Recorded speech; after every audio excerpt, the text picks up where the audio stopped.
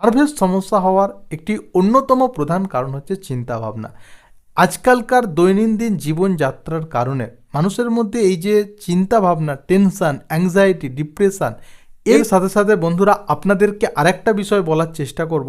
অনেকের মধ্যে ধারণা আছে নার্ভ আর শিরা এই জিনিসটা একই। এই জিনিসটা কিন্তু এক নয়।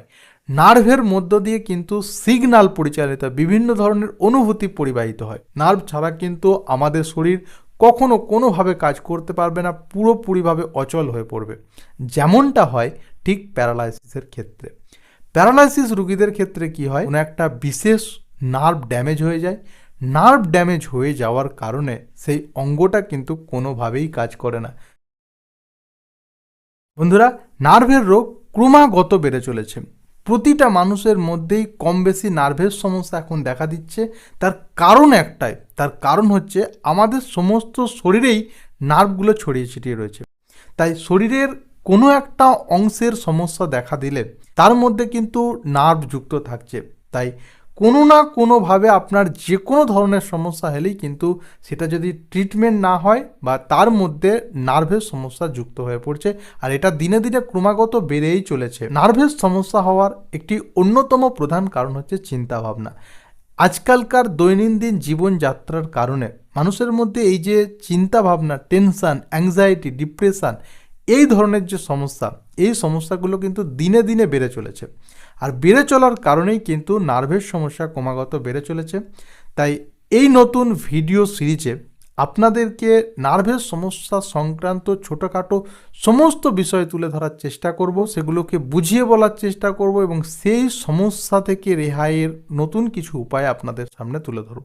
আজকের এই ভিডিওতে আপনাদেরকে বলবো নার্ভ আসলে কি, এবং সবশেষে বলবো নার্ভের সমস্যা বলতে আসলে কি বোঝায়। বন্ধুরা, নার্ভ কি এই জিনিসটা জানার আগে আপনাদেরকে একটা ছোট্ট উদাহরণ দিয়ে ব্যাপারটা বোঝাবার চেষ্টা করি, যাতে করে এই সম্পূর্ণ ব্যাপারটা আপনার কাছে ক্লিয়ার হয়। বন্ধুরা, আমরা যদি আমাদের বাড়ির যে ইলেকট্রিক লাইন রয়েছে, আমাদের যে ওয়্যারিং রয়েছে বাড়িতে, সেই জিনিসটাকে ভালো করে লক্ষ্য করি, তাহলে কিন্তু এই ব্যাপারটা ক্লিয়ার হবে।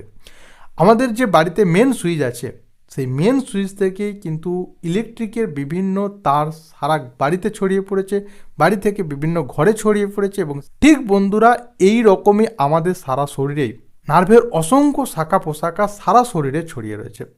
আমাদের বাড়ির ইলেকট্রিক লাইনের যে প্রধান যে সুইচ, সেটাকে মেন সুইচ বলে, আর সেখান থেকেই ইলেকট্রিক তার শাখা পোশাখাগুলো ছড়িয়ে রয়েছে। আর এই রকমই আমাদের যে নার্ভের প্রধান অংশ, এই প্রধান অংশটাকেই ব্রেন বলা হয়। ব্রেন এবং স্পাইনাল কর্ড, এই দুটো অংশ নিয়ে যে অংশটা গঠিত, প্রধান অংশটা গঠিত, এটাকে সিএনএস বা সেন্ট্রাল নার্ভাস সিস্টেম বলে। আর এখান থেকেই যে নার্ভগুলো সারা শরীরে ছড়িয়ে রয়েছে, সেই নার্ভগুলোকে পেরিফেরাল নার্ভ বলে। আর এই যে সিস্টেমটাকে বলে পেরিফেরাল নার্ভাস সিস্টেম, যে সিস্টেমের মাধ্যমে নার্ভের কাজগুলো পরিচালিত হয়, এই সিস্টেমটাকে বলা হয় পেরিফেরাল নার্ভাস সিস্টেম। আর প্রধান যে অংশ, সেটাকে হচ্ছে সিএনএস বা সেন্ট্রাল নার্ভাস সিস্টেম, বা এটাই হচ্ছে নার্ভাস সিস্টেমের প্রধান অংশ। সমস্ত শরীরের যে নার্ভগুলো রয়েছে, সেই নার্ভগুলোর কার্যকারিতাকে নিয়ন্ত্রণ করতে, কাজকে পরিচালনা করতে ভীষণভাবে সাহায্য করে। তো বন্ধুরা, বোঝা গেল যে নার্ভ জিনিসটা আসলে কি। এবার আমরা জানবো যে এই যে নার্ভ রয়েছে, এই নার্ভগুলোর প্রধান প্রধান কাজগুলো কি, কোন কাজ করে নার্ভগুলো, যাতে আমাদের এতটা গুরুত্বপূর্ণ নার্ভের সম্পর্কে জানা।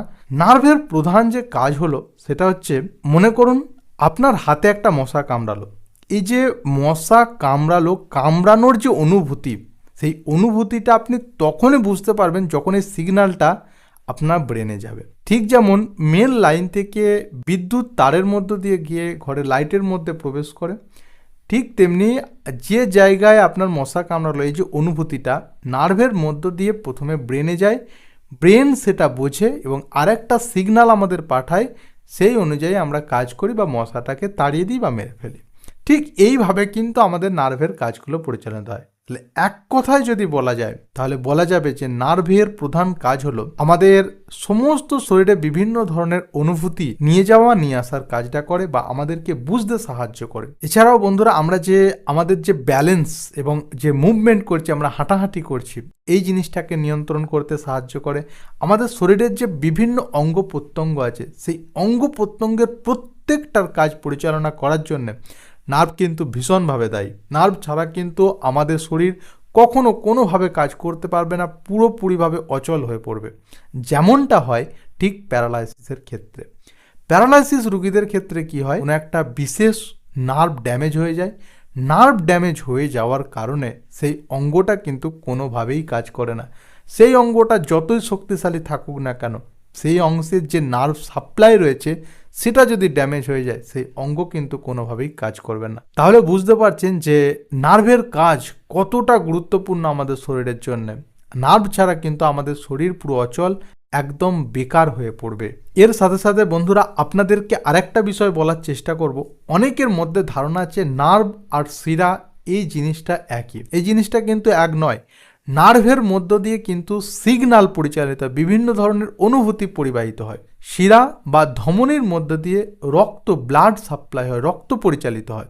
দুটোর মধ্যে কিন্তু কোনো মিল নেই, দুটো সম্পূর্ণ আলাদা জিনিস। আর শিরা যেগুলো আমাদের অনেক সময় বাইরে থেকে দেখা যায়, একটু যে সমস্ত মানুষ একটু পাতলা বা রোগা তাদের শরীরে বা যারা একটু জিম করে তাদের ক্ষেত্রে শিরাগুলো বাইরে থেকে দেখা যায়, তাদের মাসুল ডেভেলপ করার জন্য শিরাগুলো অনেক সময় ফুলে ওঠে এবং শিরাগুলোকে দেখা যায়। কিন্তু নার্ভকে কিন্তু আপনি কোনোভাবেই দেখতে পাবেন না। শিরা দেখে এটা আপনি ভাবছেন যে নার্ভ দেখা যাচ্ছে, তা কিন্তু নয়। শিরা এবং নার্ভ এই দুটো কিন্তু পার্থক্য রয়েছে, এই দুটো কিন্তু কখনোই এক নয়। তো বন্ধুরা এখন আপনারা বুঝলেন যে নার্ভ আসলে কি। শিরা এবং নার্ভের মধ্যে পার্থক্য অনেক রয়েছে, দুটো জিনিস কখনোই এক নয়। এই নার্ভগুলো যে সারা শরীরে রয়েছে, কোনো অংশের নার্ভ যদি ড্যামেজ হয়ে যায় বা কাজ করা বন্ধ করে দেয়, কার্যকারিতা হারায়, ঠিকভাবে কাজ করতে পারে না, যেহেতু সারা শরীরেই রয়েছে, কোনো একটা বিশেষ জায়গাকার নার্ভ খারাপ হতে পারে, ড্যামেজ হতে পারে, অনেক নার্ভ একসঙ্গে ড্যামেজ হতে পারে, বা অনেক নার্ভ কাজ করা বন্ধ করে দিতে পারে, বা কোনো জায়গায় চাপ পড়ার কারণে সেই নার্ভটার মধ্যে দিয়ে সিগন্যাল যাওয়া আসা করবে, সেই কাজগুলো ঠিকঠাক করতে পারে না।